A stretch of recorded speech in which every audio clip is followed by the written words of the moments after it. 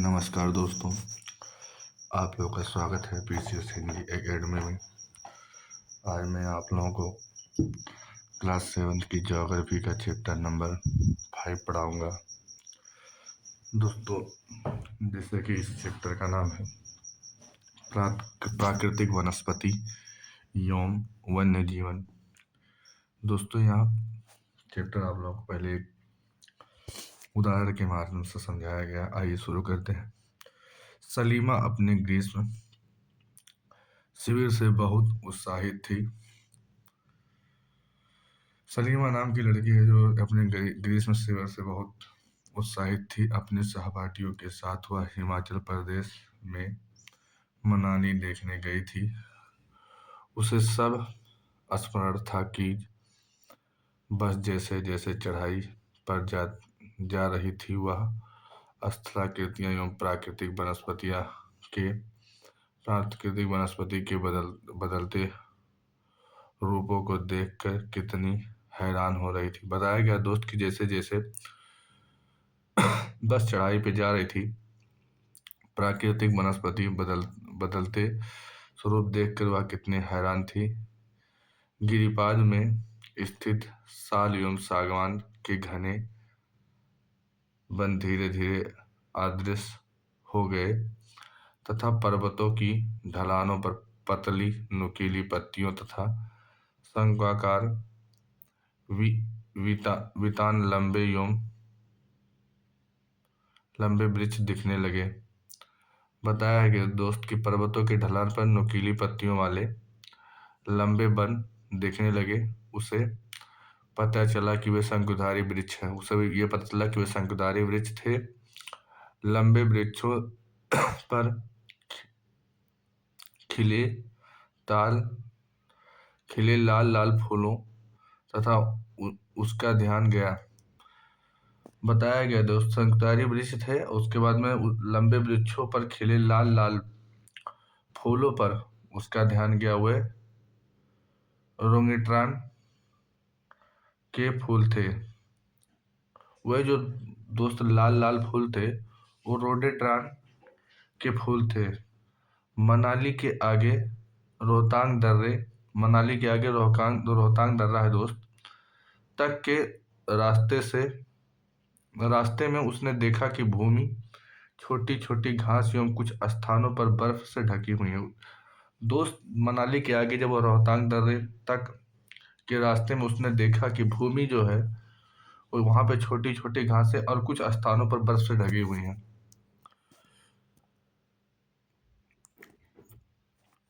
Sir इधर देखिए आप लोग।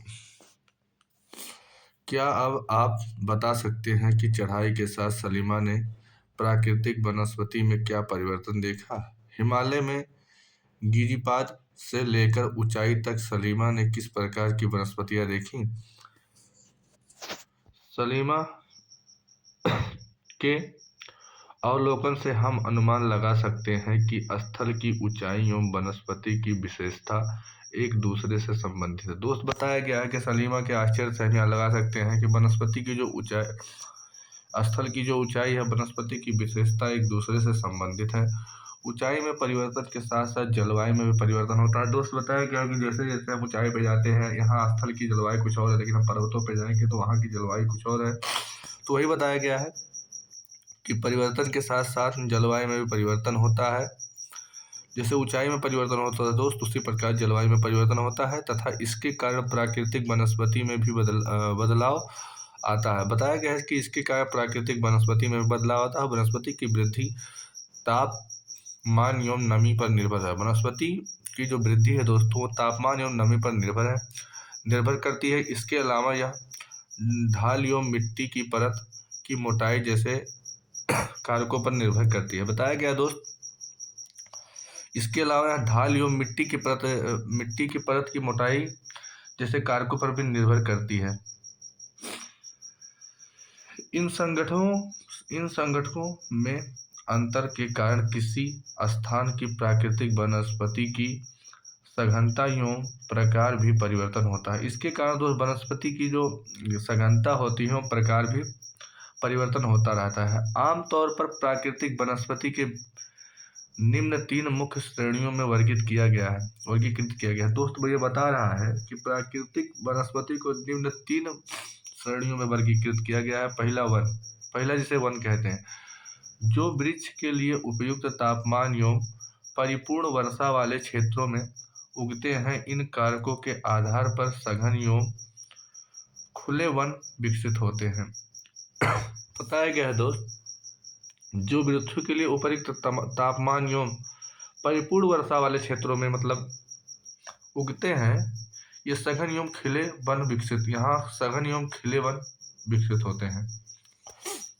आप इधर आ जाइए।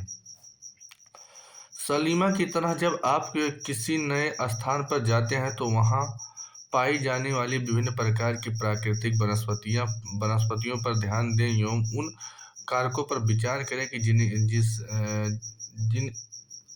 जिसके कारण से ये वनस्पतियाँ पैदा हुई हैं। वृक्षों की कटाई, चराई, नकदी फसलों की खेती, निर्माण कार्यों आदि के रूप में उस क्षेत्र में अगर कोई मानव हस्तक्षेप न हुआ हो तो उसके बारे में लिखें।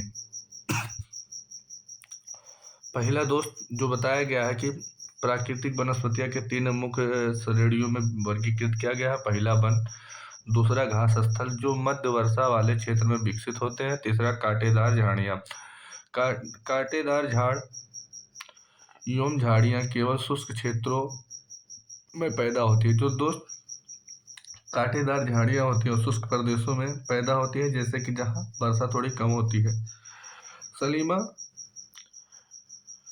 हिमालय की यात्रा पर अपना यह अनुभव अपने पिता को बता रही थी। उसके पिता विश्व के विभिन्न स्थानों पर जा चुके थे। उन्होंने सलीमा को विभिन्न महाद्वीपों एवं विभिन्न भागों में पाई जाने वाली विभिन्न प्रकार की वनस्पतियों के बारे में बताया। दोस्तों सलीमा ने जब ये सब देखा अपनी यात्रा के दौरान तो वाकई अपने पिताजी को बताया, लेकिन उसके पिताजी जो थे वो विश्व में विभिन्न स्थानों पर जा चुके थे। तो उन्होंने सलीमा को विभिन्न महाद्वीपों के विभिन्न भागों में विभिन्न प्रकार की वनस्पतियां के बारे में बताया। उन्होंने उपध्रुवीय प्रदेशों में शंकुधारी वन एवं रेगिस्तान में कांटेदार झाड़ियां, आर्द्र प्रदेशों में घने उष्णकटिबंधीय दृढ़ काष्ठ वनों के बारे में कई अन्य जानकारियां दी। दोस्त उसके पिताजी ने उसको रेगिस्तान के बारे में, जो कटीली झाड़ियां पाई जाती है ध्रुवीय प्रदेश में जो शंकुधारी पाए जाते हैं उसके बारे में, उष्णकटिबंधीय वन के बारे में उसे बताया। उन्हें अन्य जानकारी उन्होंने दी। सलीमा समझ गई कि हिमालय के क्षेत्र में लगभग सभी प्रकार की वनस्पतियां पाई जाती हैं जो भूमध्य रेखा से ध्रुवों की ओर जाने पर मिलती हैं। दोस्त सलीमा यह समझ गई कि हिमालय में विभिन्न प्रकार की लगभग सभी वनस्पतियां पाई जाती हैं जो भूमध्य रेखा से ध्रुवों की ओर जाने पर मिलती हैं। प्राकृतिक वनस्पतियों के प्रकार में बदलाव का प्रमुख कारण जलवायु का बदलाव है। दोस्त जो प्राकृतिक वनस्पति होती है उसमें जो बदलाव होता है उसका सबसे बड़ा कारण होता है जलवायु पर ही निर्भर करता है। आइए हम विश्व के विभिन्न प्रकार की प्राकृतिक वनस्पतियों एवं उनके गुण एवं वहाँ प्रवास करने वाले अन्य वन्यजीवों की जानकारी प्राप्त करते हैं। दोस्तों आइए अब इसमें चैप्टर में आप लोगों को अन्य वनस्पतियों तथा उनके उसमें जो प्रवास करते हैं जीव जंतु उनके बारे में बताया गया जानकारी। आइए देखते हैं आगे। ये आप लोगों को उष्णकटिबंधीय सदाबहार वन के बारे में बताया गया है। इन वनों को उष्णकटिबंधीय वर्षा वन भी कहते हैं। जो उष्णकटिबंधीय सदाबहार वन होते हैं दोस्तों इन उष्णकटिबंधीय सदाबहार वनों को वर्षा वन कहते हैं। ये घने वन भूमध्य रेखा एवं उष्णकटिबंध के पास पाए जाते हैं। ये जो घने वन होते हैं दोस्त उष्णकटिबंधीय सदाबहार वन जो होते हैं ये उष्णकटिबंध भूमध्य रेखा के उष्णकटिबंध वाले क्षेत्र में ये पाए जाते हैं एवं ये क्षेत्र गर्म होते हैं। ये जो भूमध्य रेखा वाले क्षेत्र होते हैं दोस्त ये गर्म होते हैं एवं पूरे वर्ष यहाँ अत्यधिक वर्षा होती है। पूरे वर्ष यहाँ अत्यधिक वर्षा होती है। ध्रुवीय क्षेत्र जो होते हैं तो ध्रुवीय रेखा के पास होते हैं यहाँ पूरे वर्ष अत्यधिक वर्षा होती है, क्योंकि यहाँ का मौसम कभी शुष्क नहीं होता। क्योंकि जो भूमध्य रेखा का क्षेत्र है वो कभी शुष्क नहीं होता। इसीलिए यहाँ के पेड़ों की पत्तियां पूरी तरह नहीं झड़ती। उसका सबसे बड़ा कारण यही है दोस्त कि तब यहाँ की जो पत्ती पेड़ों की पत्तियां होती है पूरी तरह नहीं झड़ती है, इसीलिए इन्हें सदाबहार वन कहते हैं। हमेशा हरी भरी रहती है, इसी के कारण इन्हें सदाबहार कहते हैं। काफी घने वृक्ष की मोटी बीतान के कारण दिन के समय कि सूर्य का प्रकाश वन के अंदर तक नहीं पहुंच पाता है। आमतौर पर यहाँ दृढ़ काष्ठ एवं वृक्ष जैसे रोजवुड, आबनूस, महोगनी आदि वन पाए जाते हैं। दोस्त ये वन इतने घने होते हैं कि सूर्य का जो प्रकाश होता है वो अंदर के मतलब वन के अंदर जो जमीन होता है वहां तक नहीं पहुंच पाता है। तो यहाँ पे जानते हैं रोडवुड जैसे वृक्ष, आबनूस एवं महोगनी आदि वृक्ष पाए जाते हैं। ब्राजील में उष्ण कटिबंधीय सदाबहार वन इतने विशाल हैं कि ये पृथ्वी के फेफड़े की तरह प्रतीत होते हैं। बताया गया दोस्त ब्राजील में उष्ण कटिबंधीय जो सदाबहार वन है इतने विशाल है कि ये पृथ्वी के फेफड़े की तरह प्रतीत होते हैं। आप बता सकते हैं क्यों कि पृथ्वी की जो फेफड़े की तरह प्रतीत होते हैं क्यों?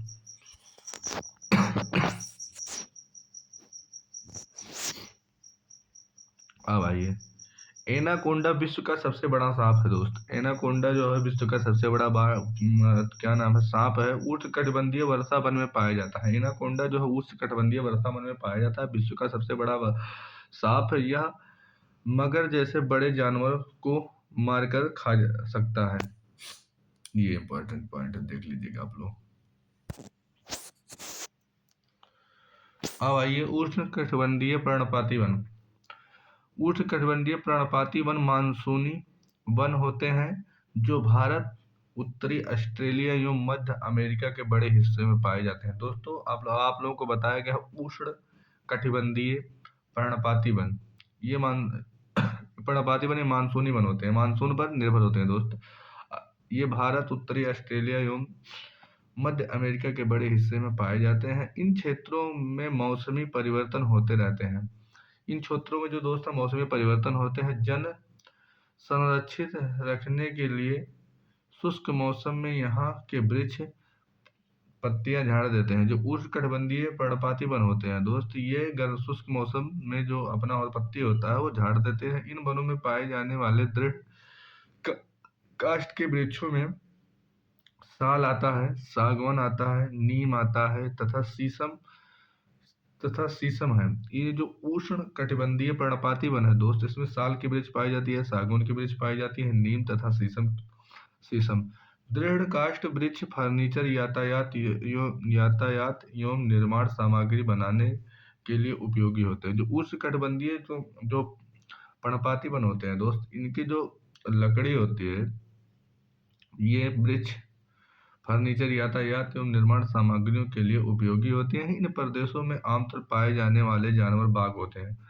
उष्णकटिबंधीय जो पर्णपाती वन है दोस्त, इसमें बाघ, शेर, हाथी, गोल्डन लंगूर एवं बंदर आदि पाए जाते हैं। भारत में शीतोष्ण सदाबहार एवं शीतोष्ण पर्णपाती वन वन कहाँ पाए जाते हैं और उन राज्यों के नाम बताइए। दोस्त ये आपको बताना है कमेंट में कि भारत में शीतोष्ण सदाबहार एवं शीतोष्ण पर्णपाती वन कहाँ पाए जाते हैं और उन राज्यों के नाम।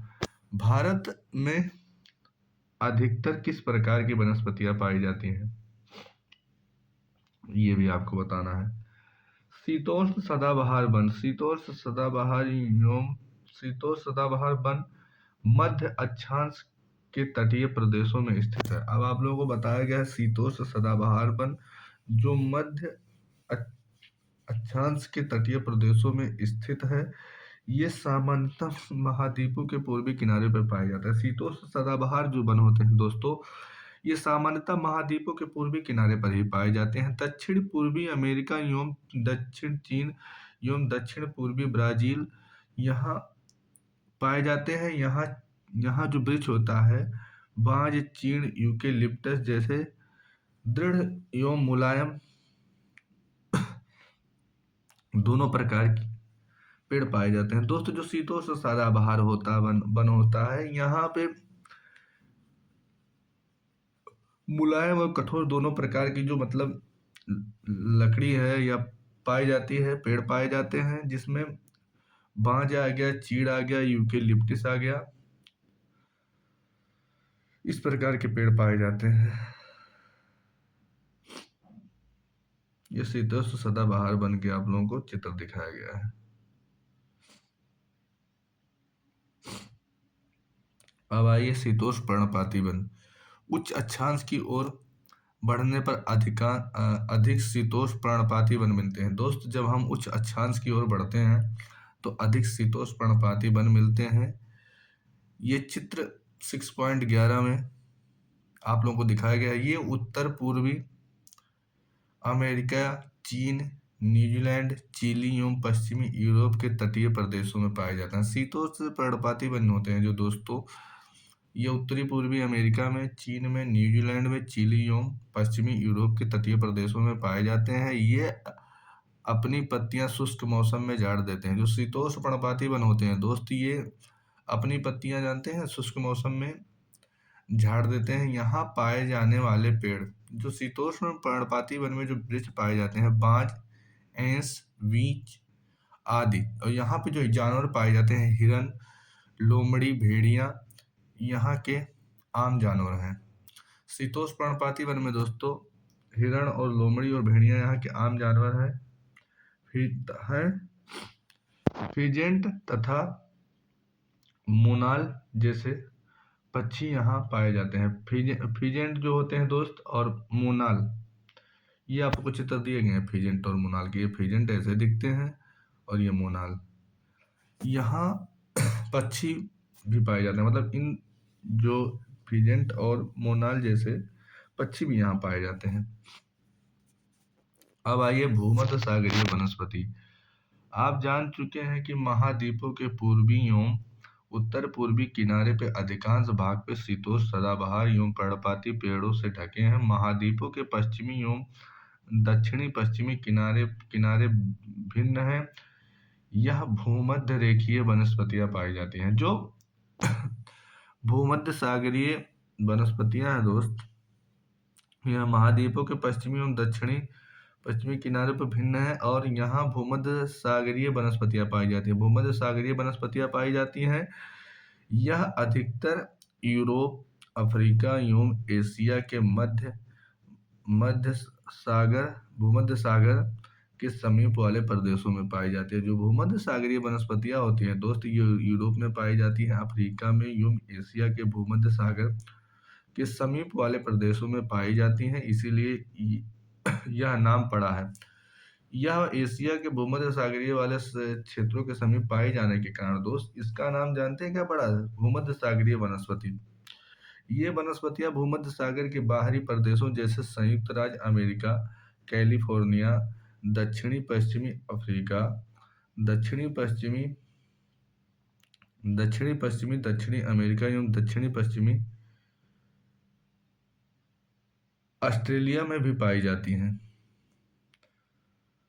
इस प्रकार की जो वनस्पतियां हैं दोस्तों ये संयुक्त राज्य अमेरिका में भी पाई जाती हैं, कैलिफोर्निया में पाई जाती हैं, दक्षिणी पश्चिमी अफ्रीका में तथा दक्षिणी पश्चिमी अमेरिका एवं दक्षिणी पश्चिमी ऑस्ट्रेलिया में भी पाई जाती हैं। भूमध्य सागरीय एवं शुष्क ग्रीष्म ऋतु में स्वयं को ढाल लेते हैं। जो भूमध्य सागरीय वृक्ष होते हैं दोस्तों शुष्क ग्रीष्म ऋतु में स्वयं को ढाल लेते हैं। उनकी मोटी छाल एवं पत्तियां वाष्पोत्सर्जन को रोके रहती है। जो उनकी मोटी छाल होती है और पत्तियां होती है दोस्तों वाष्पोत्सर्जन को रोके रखती हैं। भूमध्य सागरीय प्रदेश को फलों एवं कृषि के कारण विश्व का फल उद्यान भी कहा जाता है। जो भूमध्य सागरीय प्रदेश होते हैं दोस्त यहाँ फलों एवं कृषि के कारण यहाँ विश्व का फलोद्यान भी कहा जाता है।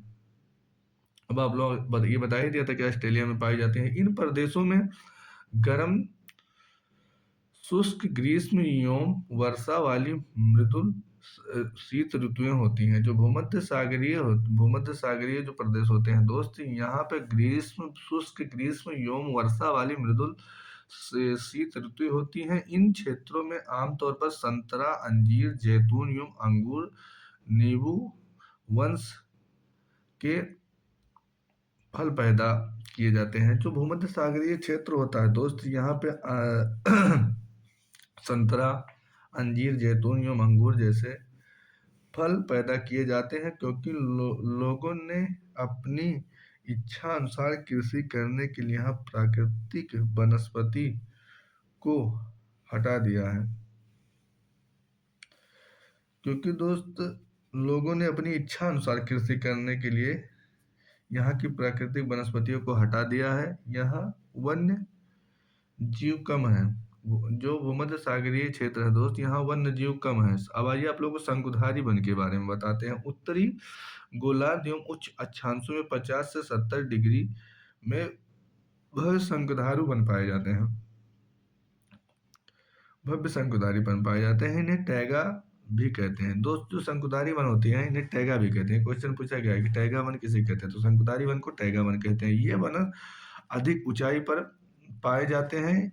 इन्हीं वृक्षों को सलीमा ने हिमालय में प्रचुर मात्रा में देखा था। ये जो शंकुधारी वन होते हैं दोस्त, ये अधिक ऊंचाई पर पाए जाते हैं। ये लंबे नरम काष्ठ वाले सदाबहार वृक्ष होते हैं। और ये जो शंकुधारी वन होते हैं ये लंबे होते हैं, नरम होते हैं। काष्ठ माने लकड़ी, नरम लकड़ी वाले वृक्ष सदाबहार वृक्ष होते हैं। ये जो होते हैं नरम होते हैं दोस्त। इन वृक्षों को काष्ठ का उपयोग लुगदी बनाने के लिए किया जाता है। इन वृक्षों के जो काष्ठ होते हैं, जो इन वृक्षों की लकड़ी होती है, इनका उपयोग लुगदी बनाने के लिए किया जाता है, जो सामान्य तथा अखबारी कागज बनाने में काम आता है। शंकुधारी वन जो होते हैं इनके लकड़ी का उपयोग लुगदी बनाने में किया जाता है, जो सामान्यतः अखबारी कागज बनाने में काम आता है। नरम काष्ठ का उपयोग माचिस एवं पैकिंग के लिए बक्से बनाने के लिए किया जाता है। जो इसका शंकुधारी वन होता है दोस्त, जो नरम काष्ठ वाले मतलब लकड़ी होते हैं, उनका उपयोग माचिस बनाने के लिए और पैकिंग के लिए जो बॉक्स बनाए जाते हैं, कुछ कुछ सामान आप देखे होंगे जैसे सेब के बॉक्स में आता है, बनाने के लिए किया जाता है। चीड़, देवदार आदि इन वनों में मुख्य पेड़ हैं। जो यहाँ की जो मतलब शंकुधारी वन की जो मुख्य वृक्ष हैं वो चीड़ हैं, देवदार हैं इत्यादि यहाँ के मुख्य पेड़ हैं। यहाँ सामान्यतः रजत, लोमड़ी, मिंक, ध्रुवीय भालू जैसे जानवर पाए जाते हैं। शंकुधारी वन में दोस्त जो होते हैं रजत पाई जाती है, लोमड़ी पाई जाती है, मिंक पाया जाता है और ध्रुवीय भालू जैसे जानवर पाए जाते हैं। रूसी भाषा में टैगा का अर्थ है शुद्ध एवं अनछुआ। रूसी भाषा में टैगा का अर्थ है दोस्त शुद्ध या अनछुआ। अब आप लोग आइए आप लोगों को घास स्थल के बारे में बताए जाते हैं। देखिए बनाए गए शंकुधारी वन, हिमाच्छिद शंकुधारी वन, ये बर्फ से ढके हुए हैं। इसमें बर्फ नहीं, कम बर्फ। अब आइए आप लोगों को बताते हैं घास स्थल। उष्णकटिबंधीय घास स्थल वे भूमध्य रेखा के किसी भी तरफ उग जाते हैं। जो उष्णकटिबंधीय घास स्थल होते हैं दोस्त, ये भूमध्य रेखा के किसी भी तरफ उग जाते हैं और भूमध्य रेखा के दोनों ओर उष्णकटिबंध क्षेत्रों तक फैले हैं। जो उष्णकटिबंधीय घास स्थल हैं दोस्त, भूमध्य रेखा के दोनों तरफ फैले हुए हैं। यहाँ वनस्पतियां निम्न से मध्य वर्षा वाले क्षेत्रों में पैदा होती हैं। यहाँ की जो वनस्पतियां होती हैं दोस्त, निम्न से मध्य वाले वर्षा क्षेत्र में पैदा होती हैं। यहाँ घास काफी ऊंचाई लगभग 3 से 4 मीटर की ऊंचाई तक बढ़ सकती है। जो यहाँ घास है दोस्त, वो जो यहाँ घास की जो लंबाई है 3 से 4 मीटर हो सकती है। अफ्रीका का सवाना घास स्थल इसी प्रकार का है। जो अफ्रीका का सवाना घास स्थल दोस्त, अगर आपसे पूछ लिया तो कि अफ्रीका का सवाना घास स्थल कैसा है, तो आप बताएंगे उष्णकटिबंधीय घास स्थल है। सामान्य रूप से उष्णकटिबंधीय घास स्थल में हाथी, जेब्रा, जिराफ, हिरण, तेंदुआ आदि जानवर पाए जाते हैं। शीतोष्ण घास स्थल, अब आपको शीतोष्ण घास स्थल के बारे में बताया है। ये मध्य अक्षांशीय क्षेत्रों एवं महाद्वीप के भीतरी भागों में पाए जाते हैं। जो शीतोष्ण घास स्थल होते हैं मेरे दोस्तों, ये मध्य अक्षांशीय क्षेत्रों में एवं महाद्वीपों के भीतरी भागों में पाए जाते हैं। यहाँ की घास आमतौर पर छोटी एवं पौष्टिक होती हैं। जो शीतोष्ण घास स्थल हैं दोस्त, यहाँ की जो यहाँ पे जो मतलब घास पाई जाती है, ये आमतौर पर पौष्टिक होती है एवं छोटी होती है। शीतोष्ण प्रदेशों में सामान्यतः जंगली भैंसें, वाइसन, एंटीलोप पाए जाते हैं। जो शीतोष्ण प्रदेश होते हैं दोस्तों, यहाँ पर जंगली भैंसे जो होते हैं वो पाए जाते हैं, बाइसन पाए जाते हैं, एंटीलोप पाए जाते हैं। अब आइए आप लोगों को बताते हैं कटीली झाड़ियाँ के बारे में दोस्तों।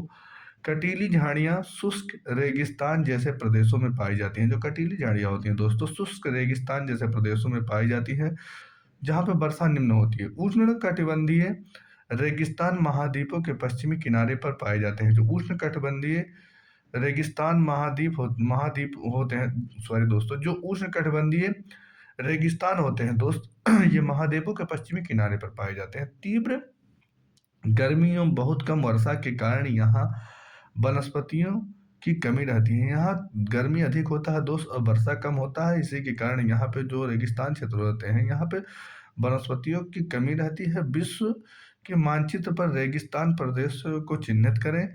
क्या आप भारत के बड़े रेगिस्तान का नाम बता सकते हैं? रेगिस्तान के कुछ जानवरों के नाम बताइए जिन्हें आप पहले जान चुके हैं। यदि आप ध्रुवीय प्रदेश में जाएं तो वह स्थान आपको अत्यधिक ठंडा मिलेगा। जब आप ध्रुवीय प्रदेश में जाएंगे दोस्तों, वहाँ आपका जो स्थान है आपको अत्यधिक ठंडा मिलेगा। यहाँ बहुत ही सीमित प्राकृतिक वनस्पतियां मिलती हैं। यहाँ बहुत ही जो सीमित होती हैं प्राकृतिक वनस्पतियां, यहाँ केवल काई, लाइकेन एवं छोटी झाड़ियां पाई जाती हैं। यहाँ काई, लाइकेन जैसी छोटी झाड़ियां पाई जाती हैं। अल्पकालिक ग्रीष्म ऋतु के दौरान विकसित होती हैं। जो यहाँ वनस्पतियां जो विकसित होती हैं तो अल्पकालिक मतलब कम समय के लिए ग्रीष्म ऋतु के दौरान विकसित होती हैं। इसे टुंड्रा प्रकार की वनस्पति कहा जाता है। इसे टुंड्रा प्रकार की वनस्पति कहा जाता है दोस्तों। ये वनस्पतियां यूरोप, एशिया, उत्तरी अमेरिका के ध्रुवीय प्रदेशों में पाई जाती हैं। ये जो वनस्पतियां होती हैं मित्रों, ये यूरोप, एशिया एवं उत्तरी अमेरिका के ध्रुवीय प्रदेशों में पाई जाती हैं। यहाँ के जानवरों के शरीर पर मोटा फर एवं मोटी चमड़ी होती है। जो यहाँ के जानवर होते हैं दोस्त, इनके चमड़ी जो होती है मोटी होती है, जो उन्हें ठंड जलवायु से सुरक्षित रखती है। यहाँ के जानवरों की मोटी चमड़ी होने के कारण यहाँ की ठंडी जलवायु से उनकी रक्षा करती है उन जानवरों की। यहाँ पाए जाने वाले कुछ जानवर इस प्रकार हैं: सील, वालरस, कस्तूरी, बैल, ध्रुवीय उल्लू, ध्रुवीय भालू, बर्फीली लोमड़ी यहाँ पाई जाती है दोस्तों। जैसे यहाँ पे बताया गया, सील पाया जाता है, वालरस पाया जाता है, कस्तूरी बैल पाया जाता है, ध्रुवीय उल्लू पाया जाता है, ध्रुवीय भालू पाया जाता है, बर्फीली लोमड़ी भी यहाँ पाई जाती है। सलीमा के पिता ने उसे कुछ घने वनों के चित्र दिखाए। कुछ चित्रों में सलीमा ने देखा कि लोग वृक्षों को काट कर वनों को साफ कर रहे हैं। उसके पिता ने बताया कि स्थानीय लोग कृषि एवं आवास के लिए स्थान चाहते हैं, इसी के कारण वो वन काट रहे हैं। उसके पिताजी ने उसको बताया कि जो वन लोग काट रहे हैं वो स्थानीय लोग हैं, ये कृषि एवं आवास के लिए स्थान चाहते हैं, इसीलिए वन काटते हैं। विभिन्न प्रदेशों में घास स्थल विभिन्न नामों से जाने जाते हैं दोस्तों, ये इंपॉर्टेंट है, इसको आप नोट कर लीजिए अपने नोट्स में। जो विभिन्न प्रदेश हैं, वह विभिन्न घास स्थल जो है विभिन्न नामों से जाने जाते हैं। जैसे उष्ण कटिबंधीय घास स्थल पूर्वी अफ्रीका में इसे सवाना कहते हैं, ब्राजील में इसे कंपोज कहते हैं, वेनेजुएला में इसे लानोस कहते हैं। शीतोष्ण का ये उष्ण कटिबंधीय घास स्थल के बारे में बताया गया कि इसको इसको कहाँ क्या बोलते हैं। पूर्वी अफ्रीका में सवाना बोलते हैं, ब्राजील में कंपोज बोलते हैं, वेनेजुएला में लानोस बोलते हैं। अब आ गया शीतोष्ण कटिबंधीय घास स्थल के बारे में। अर्जेंटीना में पैपास बोलते हैं, उत्तरी अमेरिका में प्रेरी बोलते हैं, दक्षिणी अमेरिका में बेल्ट बोलते हैं, मध्य एशिया में स्टेपी बोलते हैं, ऑस्ट्रेलिया में डान बोलते हैं।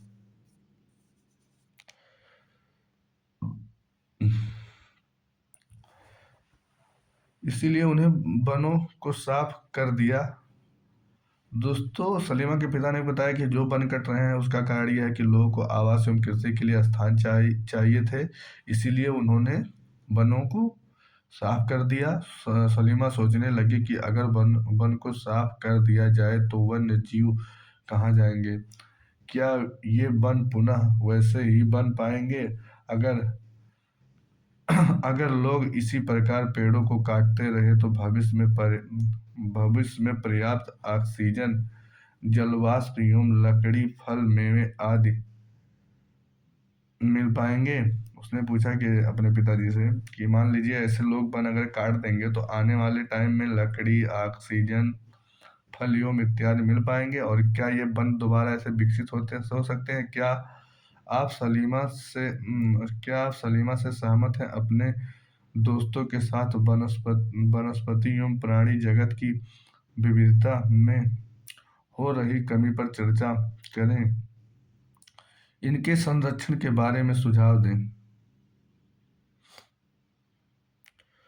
मित्रों, ये चैप्टर यहीं पे समाप्त हुआ और मुझे उम्मीद है कि आप लोगों को समझ में आया होगा। यदि आप लोगों को समझ में आया है तो आप लोग इसे शेयर कीजिए और लाइक कीजिए, सब्सक्राइब करना ना भूलिए, और ये वीडियो अपने उन दोस्तों तक पहुंचाइए जो एनसीईआरटी शुरू किए हैं पढ़ने के लिए, या जो एनसीईआरटी पढ़ना चाहते हैं, ताकि उनको पूरा सोल्यूशन के साथ मैं यहाँ बताया हूँ, और जितने इंपॉर्टेंट पॉइंट हैं आप उसे अपने नोट्स में नोट कर सकते हैं। तब तक के लिए मिलते हैं फिर अगली क्लास में। तब तक के लिए नमस्कार, बाय बाय, टेक केयर।